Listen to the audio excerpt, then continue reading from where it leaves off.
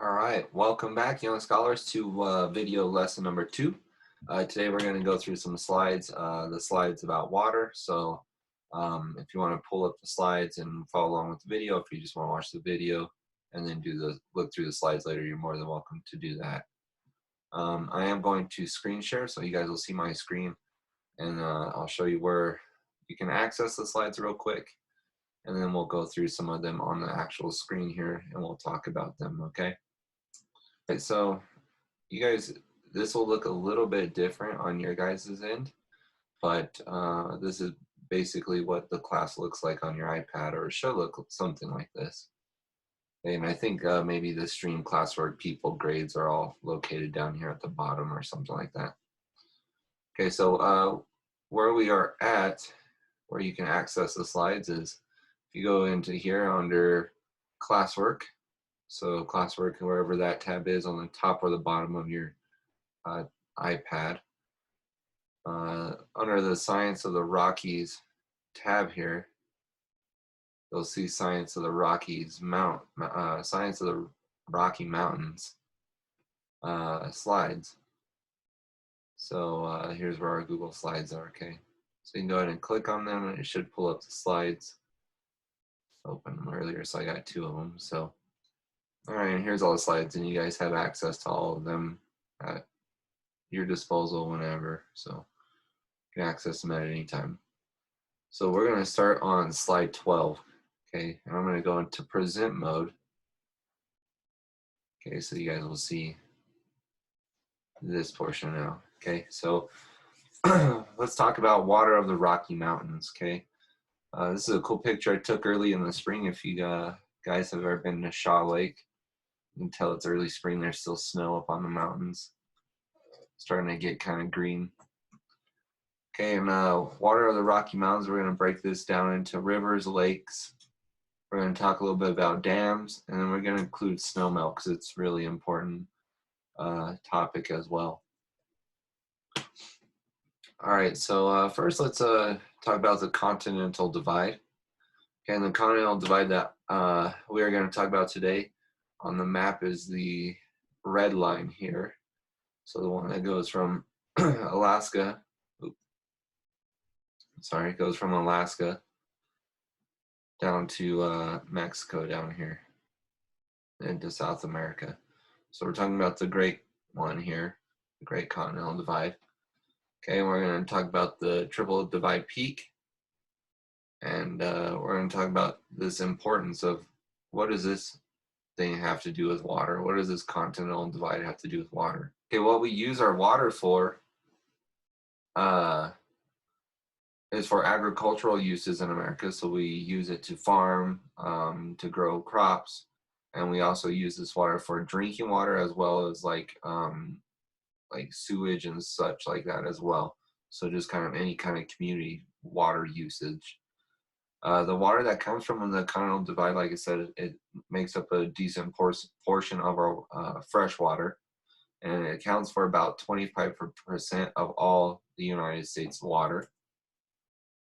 And at the bottom there's a continental divide article. So if you wanted to read a little bit more about the continental divide, there's a good article on it. If you're interested, I do have a book. I read it. It's called All Along the Divide, and it's about this guy who pretty much hikes the entire continental divide from, I believe he just does from New Mexico. Yeah, he does from New Mexico, which starts in Antelope Springs, which is right on the border way down here.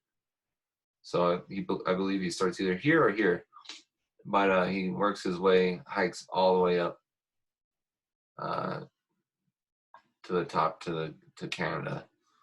I'm not sure if he goes into Alaska. But I know he definitely goes through Triple Divide Peak and a little bit into Canada. So it's a really good book. I have it if you're interested. I'd be willing to share that with you. Okay, so let's talk about Triple Divide Peak real quick. So like our last slide, Triple Divide Peak is right here located in northern Montana. Okay, Triple Divide Peak is a summit in the Rocky Mountains, like we said, in Montana. It's pretty unique. You can see it on the picture here. It's pyramid shaped. So it's actually one of the very few peaks where it actually has three sides, and those three sides allow for the snow runoff to flow in those three different directions. Okay, so the water flows in three different directions. Where does it go? It goes into three different oceans, which is pretty interesting. So some of the water will go this way through the to the Hudson Bay, which eventually deposits into the Arctic Ocean. Uh, this way would go west, which would be taking this water to the Pacific Ocean, and then this one, this valley here, would be taking this water to the Gulf of Mexico, which deposits into the Atlantic Ocean, or is part of the Atlantic Ocean. Pretty interesting. I think this is one of the only places like in the 48, lower 48, where water actually does this. Okay, so we'll talk a little bit about rivers real quick. Okay, water flows from the continental divide in the forms of rivers, streams, and springs. These can also form lakes as well, so they can either be naturally made lakes, or they could be man-made lakes as well, or even dammed rivers where we have created like a big reservoir. The major rivers flowing from the continental divide are all listed there. So several of those are obviously flow through Colorado, like the Arkansas, the Colorado, let's see, the Platte, the Rio Grande. I'm not sure if some of those other ones do, but I know those ones do as for sure. All right, so the next little bullet point there is talking about a watershed. So sometimes you'll hear scientists talk about a certain watershed, or I've even called it Division of Wildlife Officer before, because I found a deadhead deer, and they asked me where it was, and they were using the term watershed. What watershed are you in? So a watershed is just an area with a dividing ridge that forces runoff streams and rainfall into these major rivers. So there's many watersheds, right? Like the Rio Grande could be considered its own watershed. Okay, so let's talk about the types of rivers and streams that there are. Okay, so this is pretty interesting. I think this is some cool stuff, especially if you're into like fly fishing, but we're going to talk real quick about a freestone river. So a freestone river, this is a type of river or stream that relies on snowmelt and runoff to supply the river with its water. Okay, so it's pretty natural. It all comes from snow runoff or snowmelt to supply the water. Okay, tailwater is a little bit different. Okay, it's a river or stream, but it is a result of damming an already existing river or lake. So imagine this lake in this picture right here. If it was dammed up, which it looks like it probably is. Okay, if this was a bigger river that came way down, right, and went down several miles, maybe like 10, 15 miles, and then met up with a bigger river like this, that would be what we call a tailwater. Technically, the Rio Grande could be considered a tailwater because it is dammed. We do dam the creek or the stream way up by Lost Trails above Creed, and we actually dam it, and that's what creates Rio Grande Reservoir, and then the river actually flows out the reservoir, and we actually control sometimes how much water we let in and out, because it's important for crop growing and agricultural use in the valley. All right, another type of stream are spring creeks. Okay, and these are a type of river or stream that only comes from groundwater seepage. Okay, and what we mean by groundwater seepage is water coming through the ground.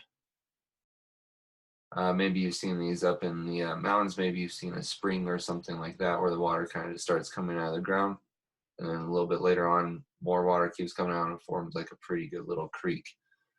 Spring creeks are super important for wildlife, as are these others, but spring creeks are mostly found in the high alpine. So if you watch the last video, one of the last videos, right? We have three different parts of the mountain. We have the montane, the subalpine, and the alpine is at the very highest, right? And the alpine is where like deer, elk, moose, lots of mammals, birds. That's where they go to in the springtime. That's where they also calve in the spring as well. So that's where they give birth. And so it's really important for the spring creeks to have water in them and to have those spring creeks full in the mountains, because it does provide habitat and it does provide a good water source for mammals in the area and animals and birds alike.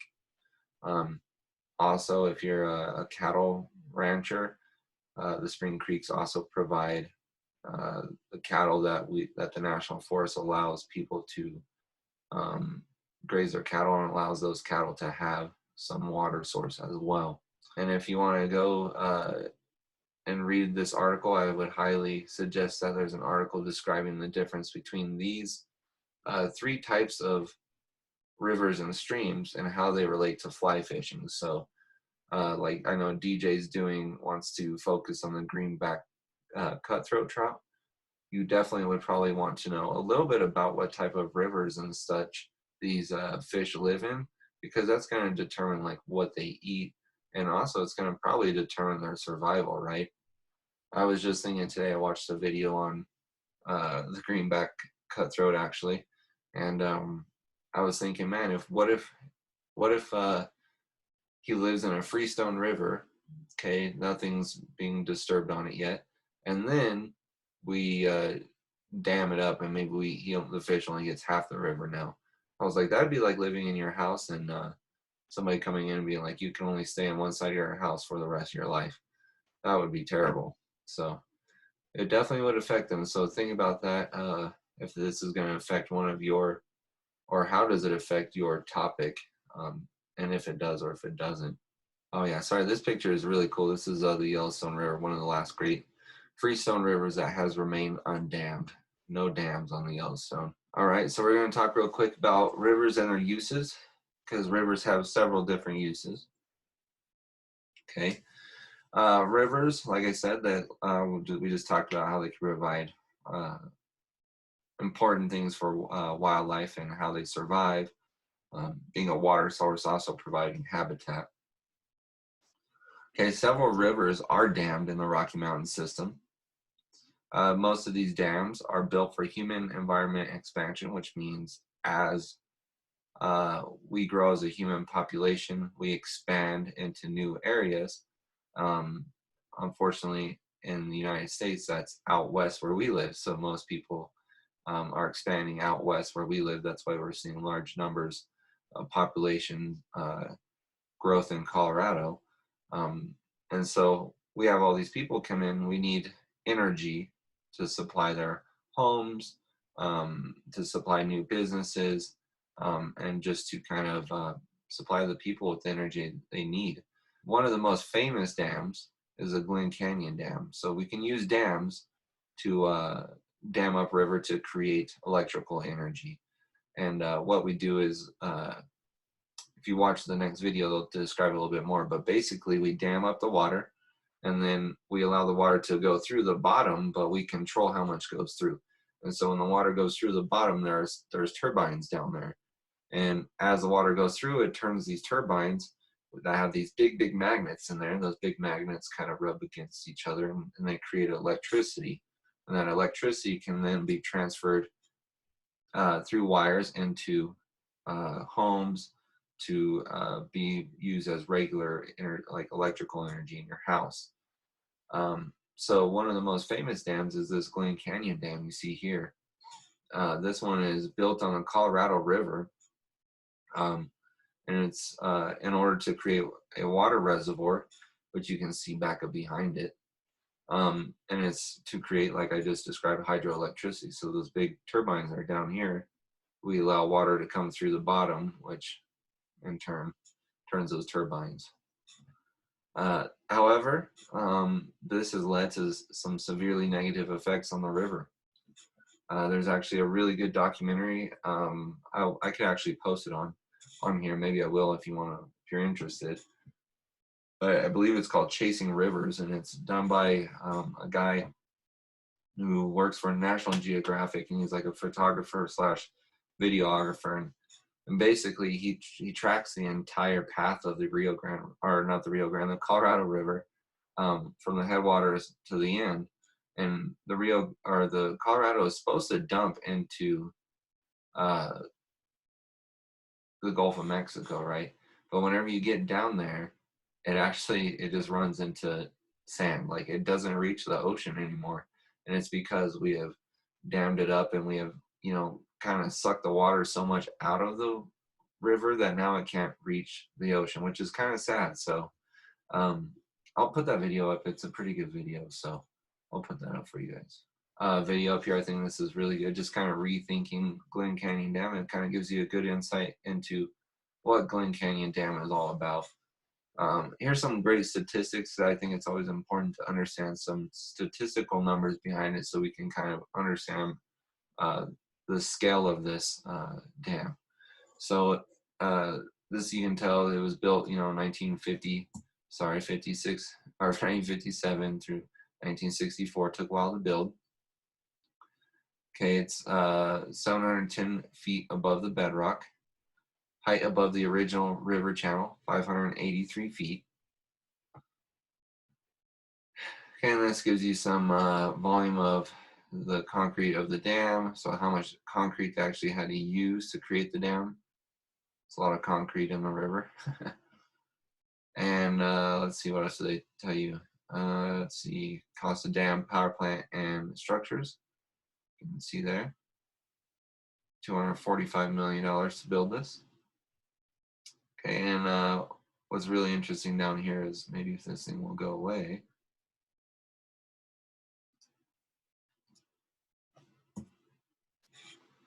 Is the average annual power generation down there, 5 billion kilowatt hours, which is a lot of energy. Okay, this next one is a great video about the Allen Spur Dam. So we had just talked a couple slides ago about the Yellowstone and how it was one of the last great freestone rivers, which means it's been undammed. It's free flowing still, and it's totally water filled by snowmelt and runoff.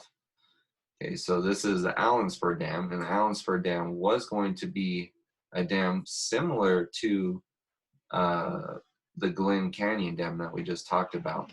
And luckily enough, a bunch of scientists, including this guy that's in the video, Jim here, he was a more of a writer, but he was a writer, and some of his friends were writers. So him and his friends, along with a team of scientists, got together and they studied the river. And what they looked at was basically the ecology, what we're interested in this course, which is the habitats, the water, the animals, the wildlife, and how all these interact together.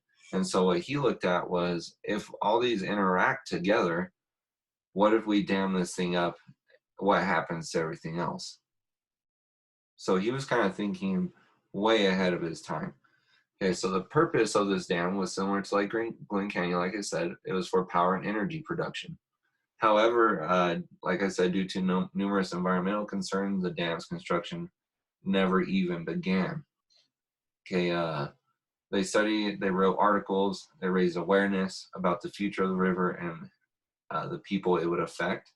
And then in turn, they were able to vote against this and, pretty much overturn it being built. So the science and the research they did on the river proved that the river was vital to the people, the wildlife, and the future. It needed to be left alone.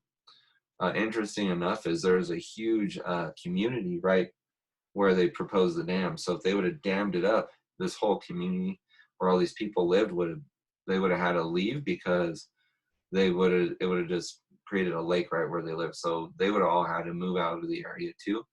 And not only that, but right where they right in that same area was a big cattle ranching kind of area. So you would have taken away a bunch of ranching. All right, and I think this is kind of our last slide, guys. So this is dirty snow. And what we're talking about here is, as you can see, the snow looks dirty. And why is it dirty? How does it get dirty? And what does that even mean? Like, what is it even important? Who cares? Why does this matter? Okay, first of all, we got to understand in science class, we recognize that climate change is a real thing. Okay, it's been studied. We can accept the science behind it. Okay, as we start to see our climate change and more human expansion out west, like we've talked about previously, we are starting to see more dust traveling in the more aggressive winds of today. So let's picture, like, let's go back.